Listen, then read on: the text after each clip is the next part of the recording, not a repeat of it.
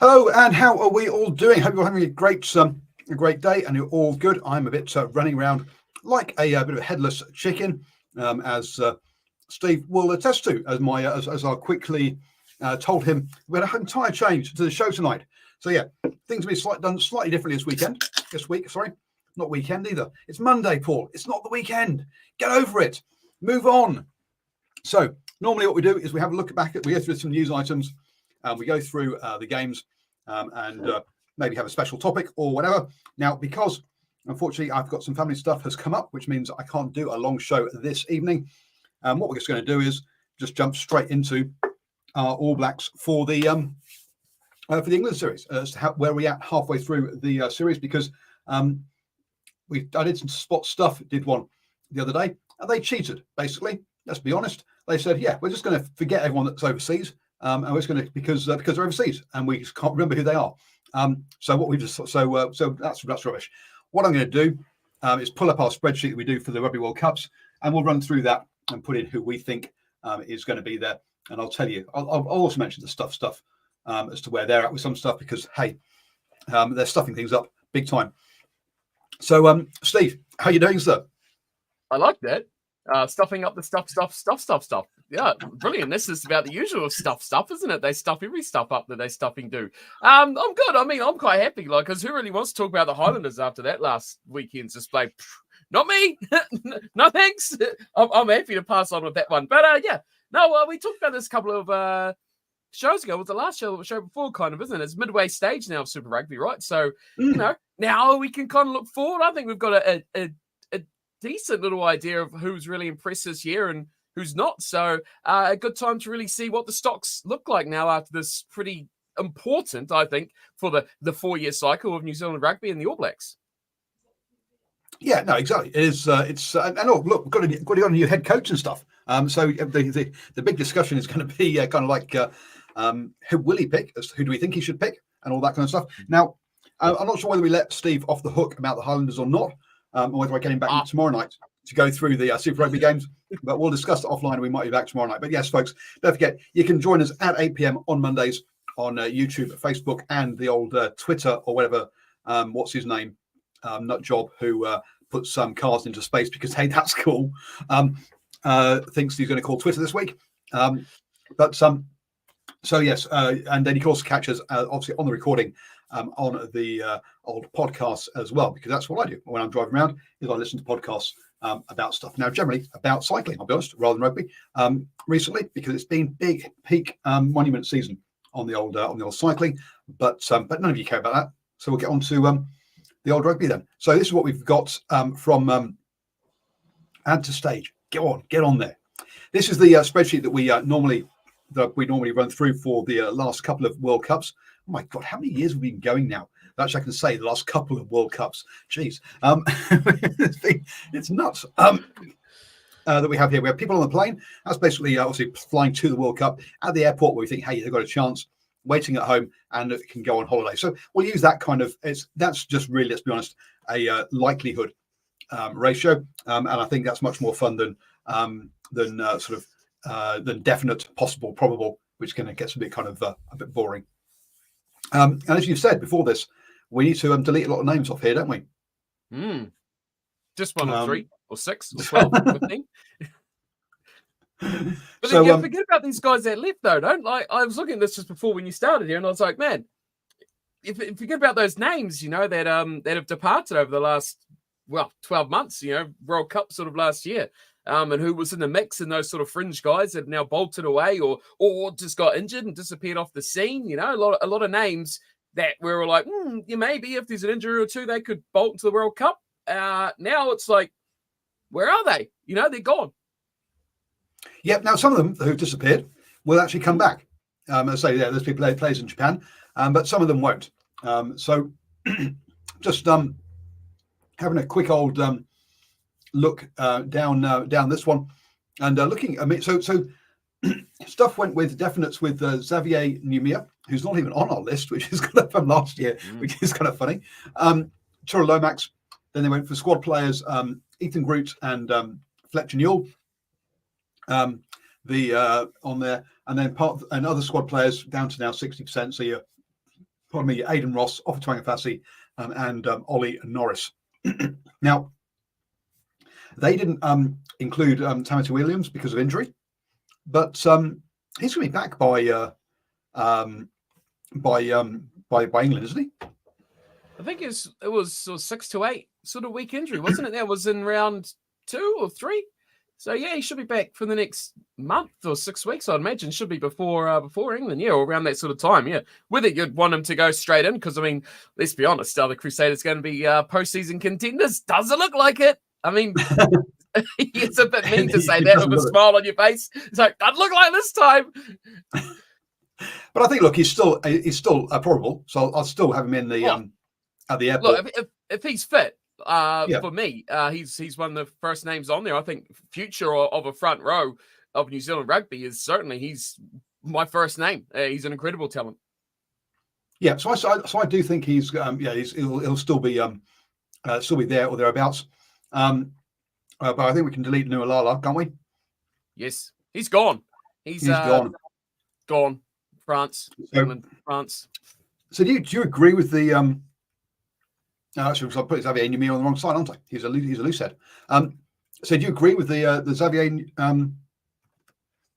Numia, or is he just getting lucky because he's in a good team? I would agree with him as a squad. I wouldn't agree with him as being 100% starter sort of player. I still think Lomax and De Groot are your two best props in the squad. I think Numia will go into a battle with, as a newcomer to the squad. I think certainly he's been a standout. I think his combination with Lomax, I can see why you would want to go 1 and 3 with those two, because you've got that combination of them playing all season and they've both been very, very impressive. But look, the Highlanders have been average. We know that. We'll discuss that at further length. But De Groot still, despite all the woefulness of the Highlanders, does very much hold his own when it comes to scrum time. I mean, you put him in at a bit of better pack, and I do think he certainly is up there with one of the best scrummagers, or best front rowers, especially in New Zealand rugby, if not around world rugby. So yeah, for me, it would still be Lomax and De Groot. They would be my incumbents to carry on through. But yeah, Numia definitely deserves to be in there in the squad. Definitely, I'd pop him down that picking order just a little bit though. Yeah, well, I think it's a bit of a three-way fight, isn't it? With Numia, Newell, and Tuangafasi. No, Offa can go. See you, Offa. Gone. So we're reckoning. That's me. I'll take Fletcher. Fletcher's good. Yeah, like the rest of them, they've got sort of as those squad guys, Ross, Tuangafasi, Norris. I mean, you're getting to the point where you're picking guys that could do something. And to me, if you're going to do something that could do something, I'm going to go with the youth in the future. And Offa doesn't offer me. Hey, I like that. He doesn't offer Tuangafasi me that sort of option. He's getting a bit long. He's not dominating, although you say the Blues are playing pretty well at the moment. But for me, I would take someone who's got a bit more of a future, especially at this stage. I'm looking 4 years' time down the track for guys that are going to stand up. So, yeah, 1, 2, 3, 4 will be, Numia, Lomax, De Groot, Newell, they'll be in the squad. And then, Norris or Ross, your two Chiefs guys, probably, definitely over Offa for me. And Tamati Williams, he's a sure thing too. Yeah, so I think that's probably where we're at, isn't it? Kind of Ethan De Groot, Laura, and then you got your Numia, Newell, Norris, Williams, kind of getting the. I reckon you could probably have 6. So in there with that kind of crowd. I mean, these sort of names that you can put down, and we also had Owen Franks, didn't we? No, Grandpa. I mean, we can't put wheelchairs on the train. They can all go on holiday. That's why they're in the beat in the in column. There, your Moody's, your Franks can go all the way down there. I think. George Bell's had a bit of a nothing season too, hasn't he? Where's he kind of gone this year? He's kind of fallen down that picking order a little bit, I guess, by virtue of the Crusaders being poor, and I think he's missed a lot of time with injury as well. So one that was up that mix probably would be in that 6 mix as well as a future talent. So who's sorry? Yeah, George Bell. Yeah, George Bell. Yeah. So actually, you can probably actually bring him a bit forward than on holiday. On that kind of note. To me, he's mixing it up with Ollie Norris and that for that sixth prop. Well, the point is, it looks like we've got lots of loose heads, but not very many tight heads at the moment.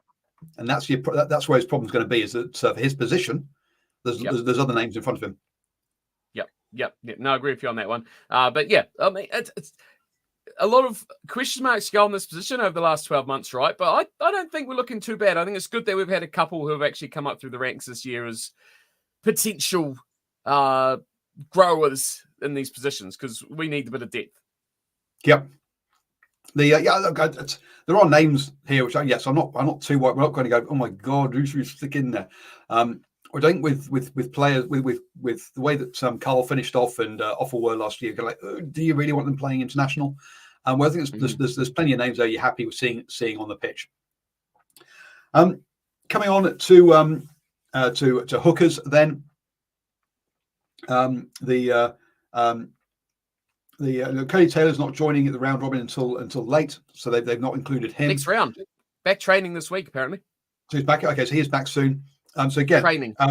That's going to come down to what his form's like over the next few weeks. Dane Coles clearly has left the roost, but I think Samasoni, Takiaho, and Asafo Amua, I think they're both definitely in there, and it's a question of who's joining them. Yeah, Amua's form in the last couple of weeks has been incredible. He started off a bit slow, but he's really got into his work now and boosted himself right up those ranks. But to be fair, like Takiaho hasn't been like, he's kind of living off his past form, right? He's been good. He's been solid for a Chiefs team which started off with absolute fire. Is kind of, they've kind of flatlined a little bit, which is really, really interesting. So I think that race for that third hooker is really, really hotted up, because no one's, I think, stood up to push themselves up those ranks aside from Amua. He's the only one that's really, for me, now is looking like the form number 2, and it's quite distance to the rest of them further back, to be honest. So yes, okay. So we'll drop Sony down. Look, I think he's ahead of George Bell and James O'Reilly. Look, he's got the experience, he's got the caps, and so forth. So I think we'll have those two in there. They've also put 20% on Ricky Riccitelli. If Ricky Riccitelli makes it into an All Black squad, oh my God, we're in trouble. I'll put blunt now. Look, decent and good Super Rugby player, but no, not above that. I'm sorry. On that one. But otherwise happy with that kind of thing. And look, these things will sort of firm up as we get closer to the time. At the moment, it is very much, this is the one guy who's there and a whole bunch of other people who could make it as part of that squad, kind of thing. And look, they're not restricted in the same way as they were at the World Cup in numbers. They can take as many as they like. He could have a 60-man squad if he wanted to. I don't think he will. But yes, we are restricted. This is restricted to 34, which is your 33, which is your Rugby World Cup squad size. But hence why there's that many rows. So that's approximately how many on the plane, how many positions in the squad there will be for that position. So into the locks, then we're looking at. We definitely got some big names there to delete. If I was going to pick my hookers right now tomorrow based on form, I'd be going those three you've got. I don't care about Cody Taylor's fitness. No one else is impressed enough to oust him for his experience and leadership in that core group. As long as he's fit, I would take him along with the form and the form and experience of Takiaho. That would be my three guys. Yeah, I mean, having not taken, as Dane Coles disappeared, it might have been a coin flip between him and Dane Coles in the past. Kind of like if you were going to go, I need an experienced person plus the futures.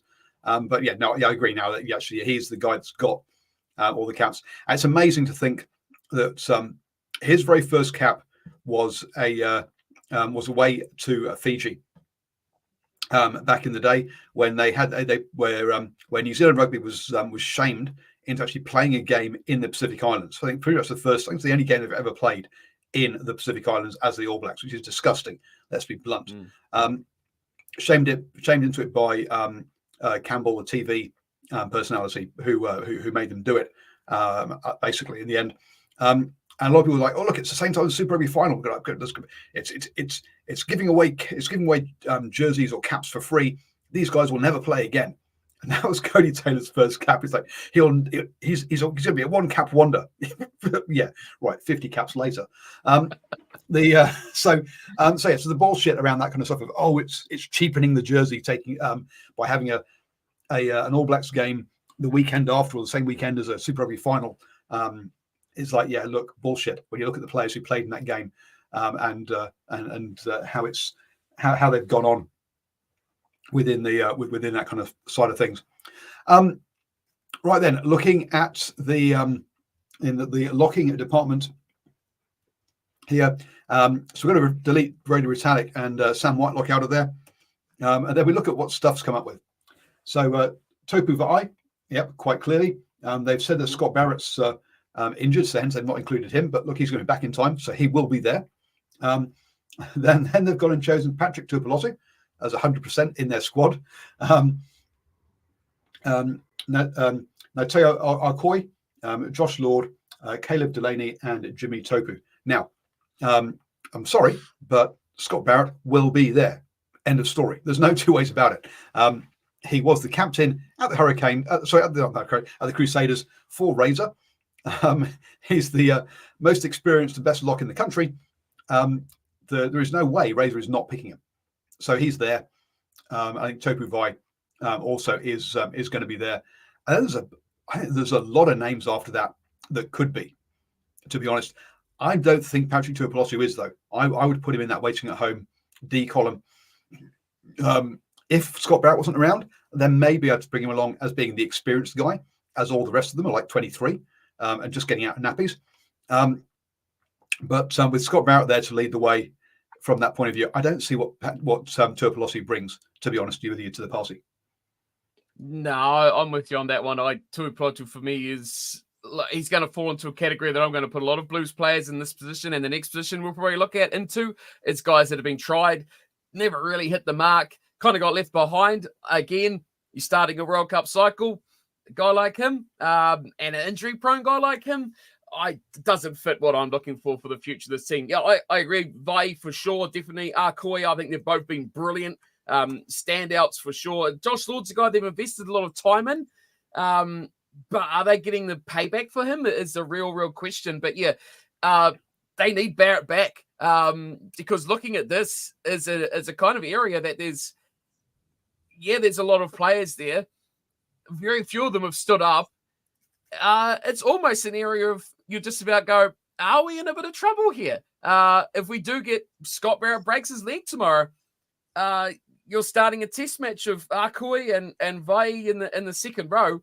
Does make a bit of interest. I reckon a man, actually, I was trying to look through who the other sort of contenders were, and Pooh, who would much as you like, but Jamie Hanna at the Crusaders, if you want a bolter, holy heckers, that guy could well be a bolter. He is incredible. If you've not watched any Crusaders games, I can see you're looking concerned, but he's insanely good. He is incredibly good. If there's one man that stood out from a very, very bad Crusaders team, it certainly is the young Jamie Hanna. So, look, probably a very, very, very long shot, but when you've got a list of players that's not really cracking with too much talent or anyone who's really killing it massively, for me, yeah, is it time to look for a bolter in that second row to really kick it up again? Because who else has really stepped up?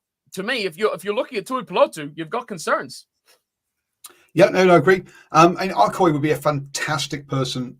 I'd love to see him at the All Blacks level. My only concern is, would they let him be who he is? Okay. Now, one of the things that Clayton McMillan has, I think, in an unguarded comment during one of the games last season when I was, or last year, the year before, when I was at a post-match interview, was just the frustration of Arkoi.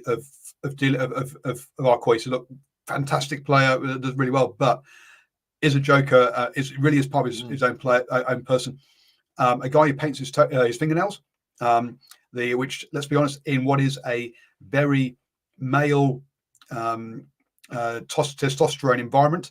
And I'm not questioning his or not suggesting anything about sexuality or anything, but the fact that he's individual enough to actually paint his fingernails and happy to do it in that environment, and take what must have been the initial shit he used to get when he first did it, before they came, actually, no, this is part of him. He is a joker and stuff, but you can see when he gets on the pitch, it's serious. He switches that switch. He flicks that switch and becomes a serious rugby player. Unlike I think to a certain extent, Parry Parkinson, who I think isn't as serious about his rugby. I think becomes perhaps a bit more gets by on size and natural ability. Whereas I think Arcoy, I think, is more serious about his rugby, but kind of has that off the pitch. You might think he's not, or away from the training pitch, you might think he's not. Personality. So, but yeah, sorry. Personality. Definitely has personality. Absolutely, and not in a laddie bad way. That you kind of think of things like your James Haskells. Yes, he's got personality, but it's not what I want to be around. Toxic ones, yeah. Yeah. Whereas, this is he's an individual person, which I think, and if they can find space, if they can cope with that in the All Blacks, which historically they have not been able to do. Let's be clear here. This is how you behave in the All Blacks environment. End of story. And certain players have really struggled with that in the past. So it's whether Razor can create that environment where people can have their individuality there as well. I just saw Nocturnal's question there about Hannah not being big enough for a test lock, which interested me. So I looked up his height. I don't know what you mean. Whether you mean his bulkiness, as in his size and weight, or his actual height. Considering I just looked up, he's 6'5". Scott Barrett is 6'6". Scott Barrett's about 4 kilos heavier than Hannah. So I mean, if you're comparing to who your number one lock is, I mean, you're giving away 1 inch. I mean, I'll be quite happy with that. Well, he's listed at 114 kilos. I mean, I don't see that as too small. Scott Barrett's listed at 118 kilos. So I'm just, intrigued. I think he's been fantastic. He's been an absolute shining bright light in a big pile of turds along with Sevu Reece and that red jumper. So if you can take any sort of bright light out of that team and personally actually shine regardless of what's around you, hey, more power to him. That shows that he has the ability to put himself out there and really be a bright light in that team. So, hey, cool stuff. Okay, so sorry, folks. For some reason, the comments haven't been showing up. I've refreshed them now. They are. Dr. Wright says, but you can't trust the stats. They're often wrong. Trust your eyes. There is definitely an element of stats on stats on Wikipedia are not 100% true. And let's be honest, these guys' weights do go up and down, right? At the end of the day, on that side of things. So not so much supply me. The All Blacks visited Fiji in 1984 for a non-capped test played. Yeah, non-capped. Okay, so the first capped test was in the 2000s, over 100 years after the All Blacks had played their first game. Nuts, absolutely nuts. Anyway, on that side of things, Matt Anonu also painted his nails. Oh, really? I didn't realize that one. Okay. I wasn't aware of that. He did. But again, there was another guy who, definitely had was an individual, right? He didn't fit the mold perfectly, and they had to manage him differently. And you can from that point of view. So yes, no, I think it's good example of someone who was handled properly from that point of view. Everyone lists Hannah as 196 centimeters, FYI. So every single source, All Rugby, Rugby Database, Crusaders website, Wikipedia, everyone lists them at 196 centimeters. So any online source you can find lists him 100 centimeters, 196. But his weight does vary between 100 and 116. So there you go. That's all I got. No, that's the best I got. That's fine. That's fine. But what you've got to be careful of with stuff when you say, "Oh, look, I've got it from multiple sources," is all those sources get it from the same place. The Crusaders surely do their own weights and testing, right? Surely they do their own stats, like the Crusaders themselves, and then everybody else copies the Crusaders webpage. So whatever it says, I would ask the man, but he's a bit far away. Yeah, he doesn't take my calls anymore, the bastard, since he became famous. I just want to ask if he's put on any weight this week. Jesus, David. God. What did you have for breakfast? Did you have breakfast today? Are you looking after yourself? Your mum wants to know. What was for breakfast? Orange juice or water? Come on. Oh dear.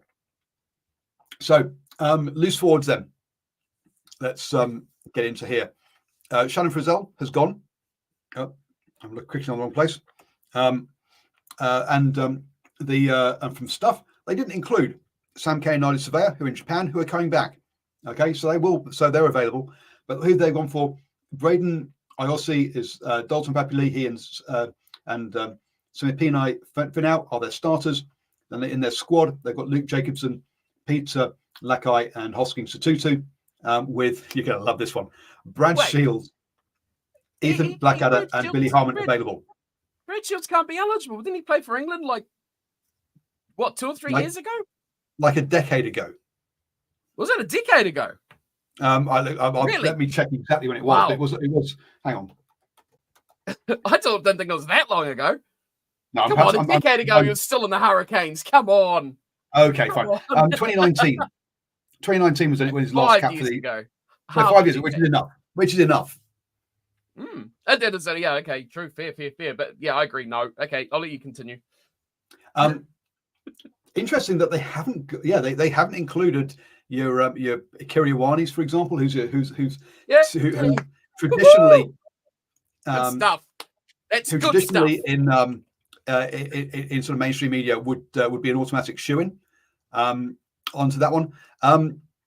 But we're looking at I've taken out some Frizzell, but you look at actually the names that are there from the Rugby World Cup: Kane, Surveyor, Jacobson, Papulihi, Finau, Blackadder. I don't think it's changed that much. I think those pretty much are. They've gone Braden Iossi as being in there, but we can probably move perhaps your Kiriwanis down to and maybe your Callum Grace's down to on holiday, and put in your Braden Iossi as a waiting at home. But I think he will go with the experience of Kane and Sevilla into the squad, and then look at who else he adds in. And as I say, your maybe Iossi comes ahead of Jacobson, but your Papulihis, Blackadders, Finals, I think they're all going to be pretty much there. Question is, how many does he take? That's the real, or how many goes to that into that series, right? How many is named that initial series? Because you're right. Dalton, as much as I'm not a huge Dalton fan, he's going to go. He has been good. I can't argue Dalton. I will argue Satutu, and I will argue Akira. More Akira than anyone. Let's just not go down that road again. Satutu, it's getting harder to argue against him. Okay, I'm not a huge fan of his, but look, form-wise, he looks really, really good. But my main concern of him is turning that into international form. And he's had the chance before, not really done it. So we're at a crossroads for Hoskins, right? Do we go down that road again? And you can almost argue it would be fair for him to go down that road again. But otherwise, I think Yossi and Finau and Jacobson are probably in a bit of a battle for 1 or 2 spots between the three of them, depending, again, how many of those players go. Jacobson, not phenomenal. I mean, I've not been super impressed with him throughout this year. And, of course, remember who the coach is now. Loves a little bit of Ethan Blackadder, right? Loves a little bit of Cullen Grace. Although, again, Cullen Grace just certainly hasn't covered himself in glory this season in Super Rugby. So it's a lot more of an unknown because we don't know what loyalties will be lying with the coaching staff, with his selections this year as well. He knows how to get the best out of a guy like Ethan Blackadder. And will he want that sort of input for his systems and players who are familiar with how he plays? So that kind of, for me, gives a player like Blackadder a little bit more of a up the picking order than it would to say Finau or Yossi in that regard. But 3 certain names, Kane, Xavier, Papali'i, are going to be in that mix. The rest of them, I think, are in a real fight. Those 4 guys, in a real battle for 2 or 3 spots for 4 players. Yeah, so for those of you on the podcast, that's Blackadder, AEC, Finau, and Jacobson. I've also dropped Duplessis Karifi down from being at home to go on holiday. Look, he's been mentioned a few times in sort of on broadcasts and stuff as being, hey, look, he's in great form. He's got to be an All Black. Gives away too many penalties for me, I can't see him really being in there. We'll see. A couple of Nocturne Rights thinks that Kane is done for. Razor doesn't think he's going to get in there, but we'll see on that side of things. The players say a lot of good things about Sam Cane, even if perhaps some pundits aren't, or at least the public aren't on board with that one. Sam Cane will be a guy who's, I think, regardless of his playing status, will be in the squad for his leadership and experience, at least for this year, right? And see what happens to him next year. And I mean, this would be good. Imagine going into the squad as a Brad Nyorsi player, right? Going in there and having guys like Kane and Savia to learn off would be incredible for them. So, yeah, I still think you'll be in the mix, but if you're talking about starting lineup, yeah, I agree with you when it comes to a starting lineup. I think he's kind of been, he's a little ousted a little bit. But yeah, I think there's a lot of names that they've jumped on here. Like, I mean, Billy Harmon, I really like Billy Harmon, but geez, he's not in the mix this year. Lackey, I think, has fallen off a little bit as well. Yeah, so I think we're pretty good. We're pretty safe. We're pretty strong in the back row, I think. Yep. Red's going to win a lot of matches in the first couple of months to consolidate his coaching job with the All Blacks. Really?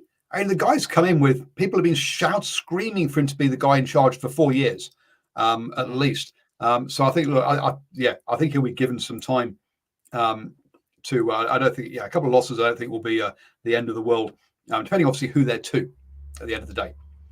Scrum half. I've just dropped. Sorry.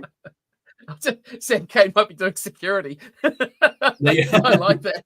I could just see him on the side of the stand, see him with his arms crossed, looking into the crowd. Oh, great one. So look up the names up to get rid of here. Aaron Smith, Brad Weber. From here, Cam Roygaard, I've taken from on the plane because obviously he was in France all the way down to injured because he's out for 6 months. Which, wow, as you can immediately see, the cupboard's suddenly looking very bare for what we're looking at, as in what the experience was about sort of 6 to 8 months ago. Now, and Steve will love this one. Stuff we're going with 100% starting man is TJ Perinara with Philly Christie and Cortez Ratama in the squad, and then Flower Fakatava, Xavier Rowe, and Noah Hotham as being other options. Me, I do not see TJ there. I think you go with Philly Christie because you need one experienced person, and then you go with two young guys. Now, who you go with from there is up for you. I don't understand why everybody has got Cortez Ratama so far ahead of Xavier Rowe. To be honest with you, I think they kind of switch the starting role around between them, and so to me, to me, I just don't. I don't understand why everyone's so much on the Cortez. And look, I don't think he's a bad player. I don't think him being that light years ahead of Rowe. So I think between those two, it's a bit of a coin flip as to who you actually take in there, and probably down to style than anything else. Flower Fakatava's had some good form recently, so I would put him on the same level as those two. But I think with Cam Roygaard out, Finley Christie gets in as the experienced guy. Otherwise, you've got basically three, unless you replace him with TJ, you have three guys who have hardly been in the environment at all there. So I think it's Christie plus 2 out of Ratama, Rowe, and Fakatava. To me, the experience, not in an international sense, but in the sense of just playing at a higher level of rugby sense, for Fakatava gets a little bit of a nod over that one for me. In that squad, look, as much as I want to drop Finney Christie out of a plane, I've said it since he left for France, I would be still dropping him out of that plane and finding someone else. I would be happy to go with 2 youngsters and Fakatava, to be honest with you. Hey, in a pivotal position like that, I can live with that just because that's where it is. But if we're going to talk of what they're actually going to do, they're going to pick Christie. I agree with you. It's going to be one of those two. Fakatava, to me, as long as he doesn't do anything terrible and turn to complete uselessness over the next few weeks, he should be a shoe in there as well. And look, it's up for grabs. I really like what Noah Hotham has done and how he changes the way that the Crusaders play. Yes, again, they're not being brilliant, but when guys actually stand out and their impact changes a team that's playing poorly and improves them just on one player in one position in a team game, makes it a little bit more obvious as to their impact for the squad, right? If he comes in and the team just operates exactly the same sort of way and doesn't actually get any better, it on a bad team, it's so much easier to see the differences they make. Mitchell Drummond getting added in there, I think his sort of time to shine was when they had all those injuries a couple of years ago and did, oh, Jesus. Okay, now you're really throwing the boat out so there. I'm Mitchell Drummond, Willie Hines very solidly into the can go on holiday column. No. Right? Go on holiday, they can go back to England. So column E are not making it, okay? No. I'm going to throw two names with international experience in there, because I think Mitchell Drummond's had one cap against Japan, hasn't he? From memory. Yep, that's right. One cap in 2018 against Japan. So he said half the caps of Fakatava. But hey, him and Willie Hines have both got international experience, so I just thought I'd just drop them in there. How are we going to go into this series? This is quite concerning. With Finley Christie and Damien McKenzie in the house, I mean, sorry, that's garbage. That is really garbage. England, look, old Big Nose over there, sitting next to the King's gonna be licking his lips. He's gonna be loving this. He's gonna be like that. You can target that area. Who's making tackles down that channel in the 9 and 10s? No one. Old Gingy's going to get flown off the bus. Damien McKenzie's going to get squashed into the turf. Defensively, that is very, very, very weak. Attackingly, it can have its moments, but defensively, that is, not good at all. So just to clarify, Simon's asked, has Willie Hines had the 3-year stand-down period? Yes. 2020 was the last time England decided that they needed him. So yes, he's had the stand-down period. It would be so amusing if it would just be so, as an Englishman, it would just be so absolutely funny for New Zealand, for the All Blacks to field an England cast-off if either him or Brad Shields actually get on the pitch against England. That would be just absolutely hilarious, because England have had plenty of New Zealand cast-offs or players that don't quite make it in New Zealand, and they've gone over to the UK and got the residency and played for England. And just to see it happen once in the opposite direction would be just so funny. I can't see it happening. I can't see either of them getting anywhere near the squad. But I would just laugh my head off. I just hope Robertson has an ounce of self-respectability not to do that, and also target Ethan Roots, because he is trash, and never let him come back into the country. Wow. Ethan Roots is fantastic in the Six Nations. Go take a hike. Just remember that Razor was the person who signed Willie Hines back to the Crusaders. He must see something. Even worse. That's insulting. Okay, then the 10 jersey. They've got Damien McKenzie. Sorry, he likes his bald head. Yes, absolutely. It is, yeah. So obviously, Richard Mwanga is the big sort of hole that is left here in the 10 jersey. DMAC clearly is number one. Stephen Perifetta will be in the squad. They've also then got Brett Cameron, but obviously that's going to come down to there. And they've also gone and put then as their fourth choice person as Harry Plummer. Now, Harry Plummer can go on holiday. He is not making an All Black squad. Okay, that why they've got him down as 30% chance of making All Black squad blows my mind on this one. Clearly, Beauden Barrett will be coming back, and whether he's picked as a first 5 or as a 15, he'll be in the mix somewhere. But Brett Cameron, look, one cap. Brett Cameron has been doing well enough to get back into the squad. But you were holding your finger up. Have you got another name? No, I was just saying Brett Cameron's my number one. He's my starter. Oh, you're He's number one? straight in there. Wow. He's my best fly half. Put him straight in. But the real question is, since we're being so insulting to the All Black brand and image of other nations, when did Rhys Patchell last play for Wales? Has it been 3 years? Look, he's not Kiwi, okay? Whereas, so you can't steal him. Whereas these other players, Willie Hines he's actually Kiwi. The other guy, he's not allowed to change on residency grounds. Now, what a shame. Now, interesting one there that's not so right springs. I think Jamie Solomon was a rep for England and the All Blacks. He played for the All Blacks in 1980, 1981, and then played for England in 85 and 87. So to say, he didn't go the other way. And it's be interesting to see if there is any players that have played for England first and then played for New Zealand, and then has it happened in the professional era? Because that's when I was going back to the 80s. That was a different ball game from that point of view. So Rhys Patchell, Rhys Patchell has come over. Look, he did pretty well for the Highlanders, and then got himself injured, didn't he? And so hence coming back from the Kaikoura club rugby. Yep. But that's club that's rugby mix, right? The club rugby mix lately has been better than the actual Highlander starting squad. If you actually have a look at who was appearing for club rugby games, it's quite a star-studded list of players. I tell you what, you look through it, it's like, good God, where do these guys go? Who cares about club rugby and fitness? They can play 20 minutes. They're good enough. Get in. We only played 20 minutes from 60 to 80 anyway, so that's fine. You going to look up the list? You look up the list. And no, I'm not doing this. I'm looking at a different one, which because there was a player who came and played club rugby for Waihi in one game.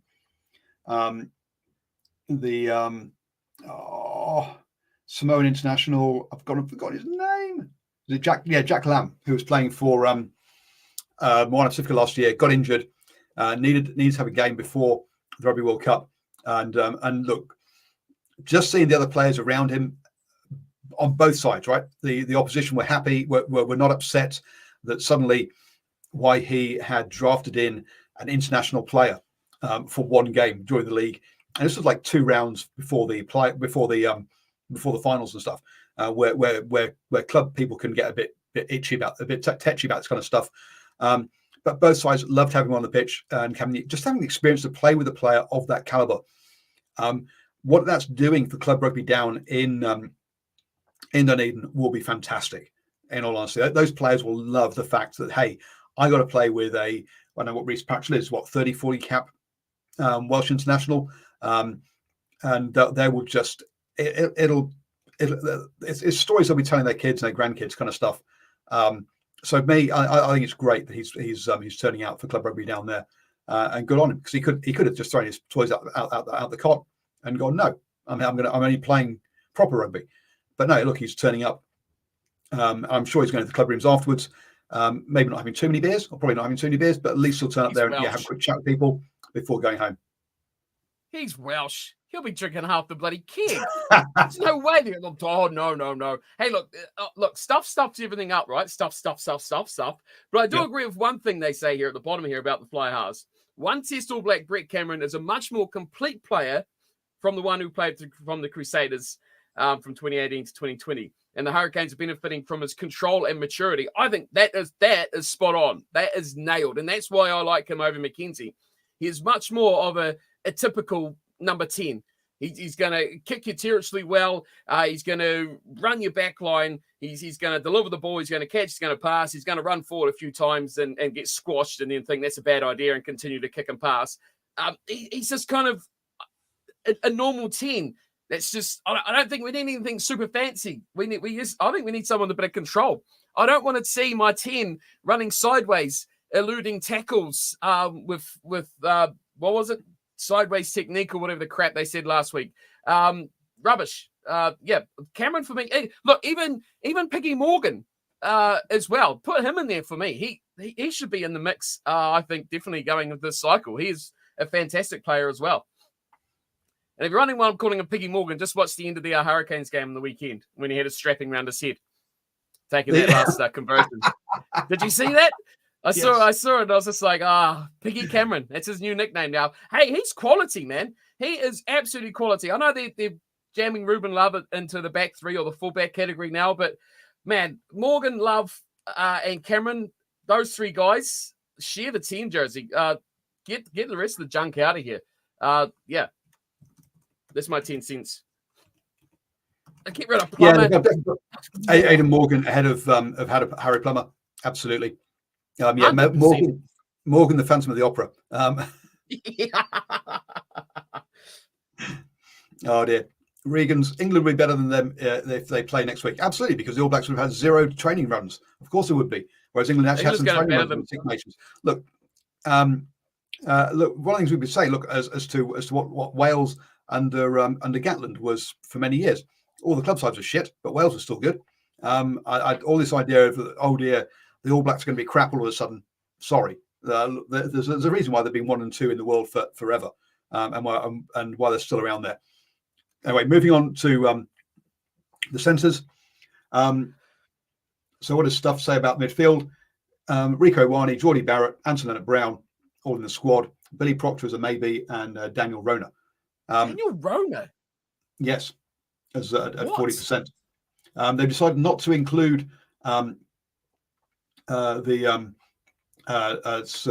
Pires, who's been injured, and therefore we won't include him in the list. And Dallas McLeod and Levi Moore, they've decided to miss out on this one. Now, for me, I can delete Roger Tuivasa-Sheck and Jack Goodhue from my list that I had down here, and also I think Braden Ennor can go on holiday as well. Was he actually still injured? He's still injured. Actually, still, yeah, we'll put him in the injury one there. But I think David Havili can go on holiday. I think he's dropped out of the dropped well down the pecking order. But remember the coach. You think he's higher up than that? Again, it's much like with the back row players earlier. It's like, who is a player he relies on just to do, that all sorts of bits of job? David Havili is his super glue. That's his duct tape. I just question whether he's gonna look to those guys to continue to do those roles he did with the Crusaders with the All Blacks, right? Whether in what capacity, I don't know, but he was one of those favorites. He was just one of those favorite guys that Scott Robinson really, really liked. So again, that would not surprise me. As trash as I think he's been, but I do agree. Like Almoa, absolute worst move he ever made going to the Crusaders in terms of his performances. Even when he scored a try in the weekend, he touched so much more ball. He made some good passes, but he just looks. I don't know. He just doesn't look like he's up to the pace of Super Rugby, let alone international rugby. Dallas McLeod, the same. Look, just doesn't complement the backline. They're playing very individualistic, and for some reason or another, which I don't know what that means for them or not. But there's a number of players that I think have played their way out of that midfield. That's definitely for sure. But Billy Proctor, I agree on the first three. Ioane, Geordie, Shaw, Leonard Brown, if he can stay fit, is a big if for me on that one. And now you go back to who gets the nod out of all that big cluster of them: Clouds, Amurs, Proctors, Tapires. Rona, no, thank you. Havili. And to me, Havili's like, well, Swiss Army knife, a guy I've relied on and has never let me down. I'm talking Scott Robinson here. Yep. Where does he look? I think Quinta Pires ahead of McLeod, Amur, Proctor, personally. But hey, if he can get up to speed, he needs to get up to speed. I think he needs if he can go injury free for the rest of the season and play 100% of his capacity. Yep, I agree, but I wouldn't be surprised to see Razor bring Levi Moore in and actually manage him properly, because I think the problem at the moment with Levi Moore is the game plan's all wrong for him at the Crusaders. He's actually starting to look a little bit better in the last a couple of weeks ago. He's actually starting to get there. So I wouldn't be surprised if Razor went with him, because look, he is a special talent at the end of the day. That's just at the moment is a square peg in a round hole. The question is, how many special talents like him, like maybe an Arcoy, maybe a couple of others, can he handle at the same time, right, within a squad? Nothing against any of them individually, but it's kind of like, how many of these players like that can I do? Look, not too much. If Razor goes with too many Crusaders, he'll find out the Super Rugby level is not the same as A grade test. There is that. There is also the fact that if he has too many Crusaders in there, he's going to piss off all the players from the other franchises, and they're not going to and he's going to have an unhappy changing room. What he can't do is go, I'm just going to replant the Crusaders in at Super Rugby level. It would be an absolute at the international level would be an absolute disaster, more from a cultural point of view rather than a playing point of view. To be honest with you, with that one, the Crusaders have finally figured out you can pass to Amua. Yes, that was one of the problems, is they just never passed to him. And they've never tried to manufacture any kind of one-on-ones or vague amounts of space either. So yeah, no. If he tries to do that, I think the thing that basically has really been a problem for the Lions occasionally, where they've gone with too much of one of the countries, and basically, and then all the other three countries have just gone, why am I even here on this one? So, how many out of interest? Looking at what you've selected as certainties, how many are Crusaders? There's none in the back line so far. We're in the midfield. Scott Barrett, who's been out most of the year. Who else is in the front? Any other type 5? Cody Taylor? I mean, you're probably only looking at a couple. Tamati Williams, if he's fit, maybe a Fletcher. You're going to be 3 out of a 30-man squad. You're going to be 3 to 5 Crusaders anyway. So, I mean, yeah. I mean, if he goes chomping in here, throwing Noah Hotham in there, and he's throwing, Riley Hoeper in there, I mean, we've got issues. But let's be honest. You talk about, square pegs and round holes. Scott Robinson is not a round peg and a round hole anyway. Like he's a special lad himself. So, if any sort of if you threw those sort of special talents and personalities into an Ian Foster squad or a Hansen squad or any probably of the last ever All Black coaches, you are really throwing a cat amongst those pigeons. I think he is the sort of coach that embraces that sort of personality. So I think he's the only one that's really going to get anything out of it. I think he'll get a lot better out of Amur, and I think he's probably got a little bit of a, hey, we've got to give this guy at least 20 minutes in this series to make sure he's committed to the All Blacks. We don't want him shipping off and going back to the Pacific Islands after one failed season with the Crusaders, right? Give him a cap, and then you've ticked the box, and we can look at him for the next 3 years, right? So I think there'll be a little bit of that involved in as well. But yeah, what I really like about Amua, he can actually pass. That's what I really liked in the last weekend. In the game against the Force, we actually saw him throw some really, really nice long passes to his right, which I don't know if he's right or left-handed, but is typically if you're normally right-handed, passing to your right is quite difficult. It's easier for a right-handed player to pass to their left, so unless he's left-handed. But yeah, I was impressed that he actually could get those nice long passes away for a guy typically known just to be a bulldozer.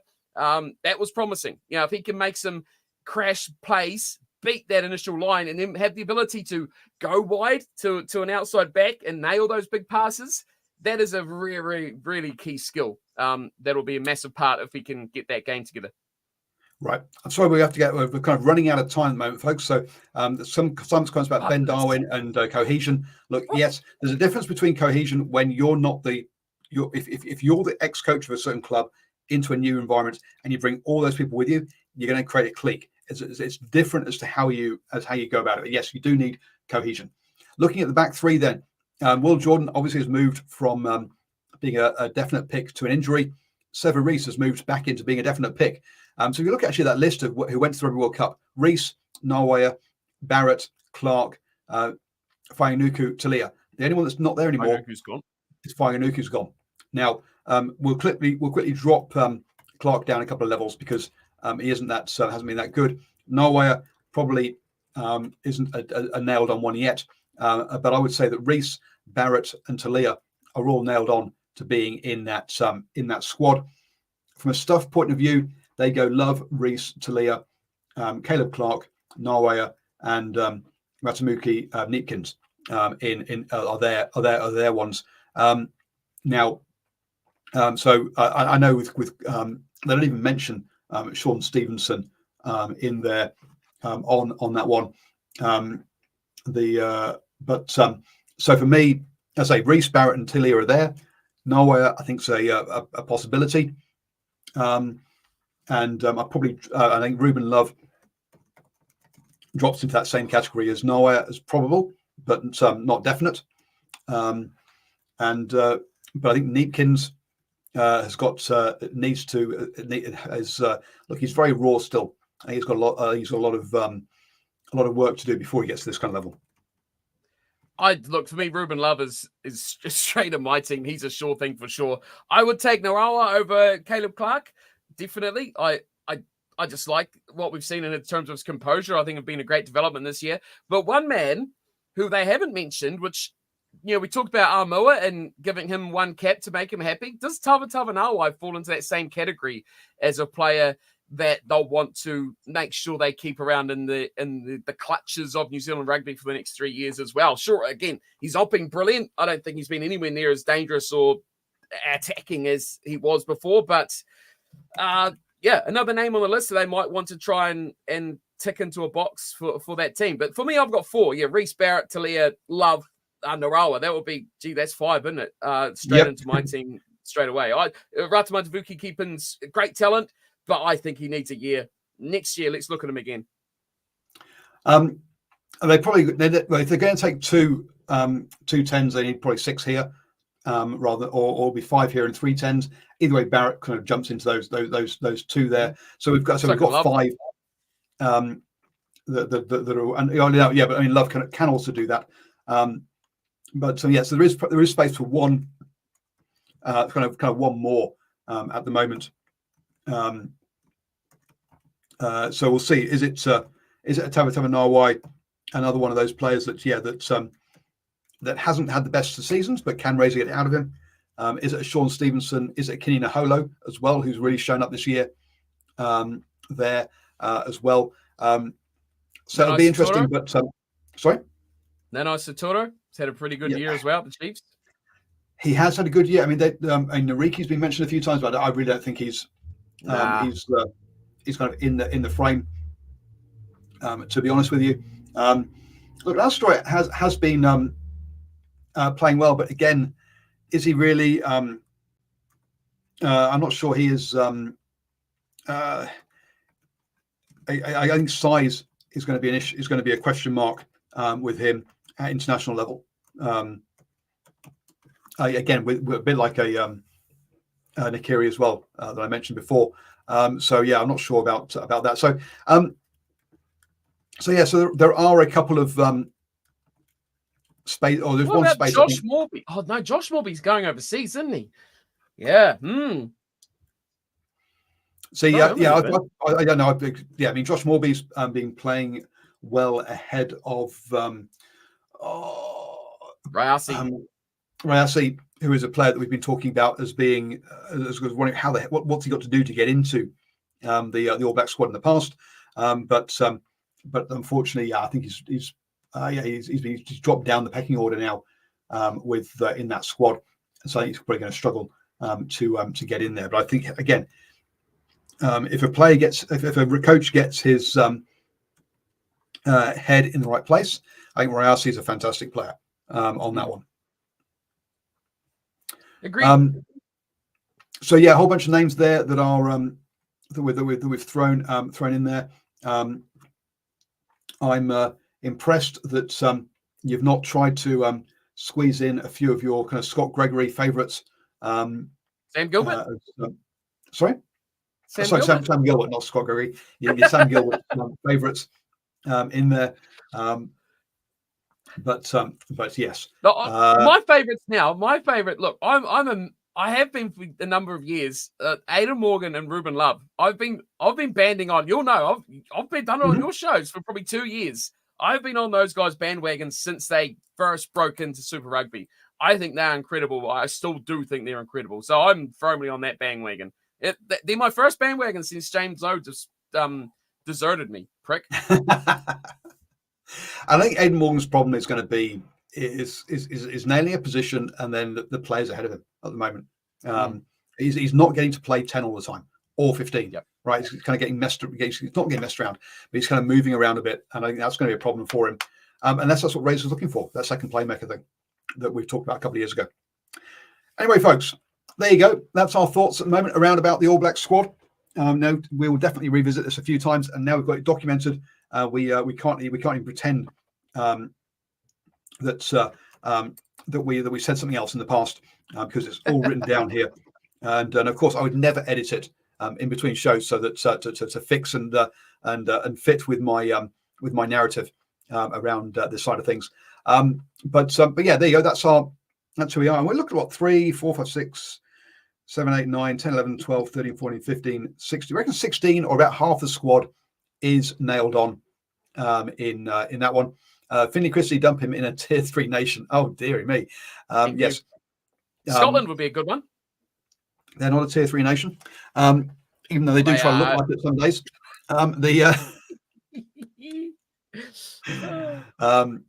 On that one. So yeah, so there you go, folks. That's our thoughts. And say we reckon about half of them are nailed on, and that look, the other half, I would say the vast majority have already started making their cases, and it's a matter of showing consistency and confirming it and not getting injured. I think I'd be very surprised if we see anybody who is not on this list somewhere suddenly appear and get in there. To be honest with you, there are. I mean, maybe a Will Tucker or a to pick another Highlander for Steve or a Jonah Lowe suddenly shows up, but I don't think we will do. Yuck. This Jonah Lowe in midfield. Jesus. People hear about some. It doesn't scream world beater at this stage. Look, I know everyone's being very despondent about this, but I think there's plenty of quality in here if you get them playing right at the end of the day. And it's going to be about getting them playing together, all of them on the same page as far as the as what's what I'm looking for as far as the game plan is concerned. And if they are, then there's plenty of ability in this squad to beat anybody in the world, in my opinion. Yeah, and with that, good night, everyone. Stay safe. We might be back tomorrow night. We might not, to talk about the games from last weekend. But I know Steve really is hurting and doesn't want to. So tell me how much I twist his arm and how much my girls say, "Oh, Daddy, it's holidays. You're supposed to be spending time with us." So between those two, we'll decide whether we actually make it to do tomorrow night. But stay safe, everybody. Thank you for joining us, and we'll see you next Monday at 8 p.m.